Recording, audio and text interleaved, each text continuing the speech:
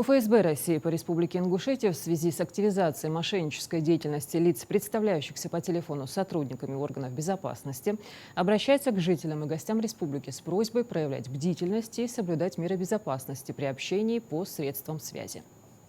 Участились случаи хищения личных или кредитных денежных средств граждан неизвестными лицами с использованием подменных телефонных номеров, идентичных номерам телефонов ФСБ России. Представляющиеся сотрудниками органов безопасности, иных правоохранительных органов, мошенники убеждают потенциальную жертву перевести личные или кредитные денежные средства на безопасный счет или срочно обналичить их с последующей передачей курьеру, якобы с целью обеспечения их сохранности, а также для оказания помощи оперативным сотрудникам в предупреждении и раскрытии преступлений экономического характера. Кроме того, мошенники нередко используют схему вымогательства денежных средств в обмен на закрытие возбужденных с их слов уголовных дел в отношении граждан или членов их семей. Указанные действия сопровождаются демонстрацией посредством телефонных мессенджеров, фотографий, служебных удостоверений лжесотрудников органов безопасности, копий приказов и иных документов, якобы обязывающих гражданина оказать содействие следственным органам. Граждан убеждают соблюдать конфиденциальность, угрожая в противном случае привлечь их к уголовной ответственности за разглашение государственной тайны или отказ от сотрудничества. В этой связи информируем, что уведомление гражданина о привлечении в качестве подозреваемого, обвиняемого по уголовному делу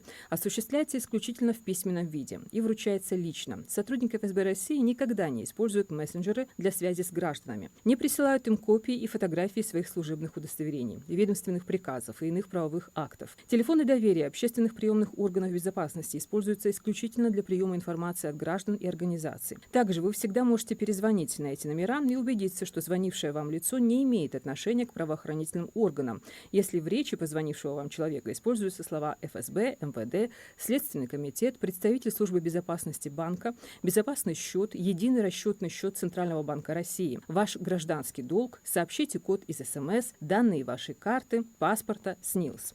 Вас убеждают срочно продать недвижимое имущество или транспортное средство.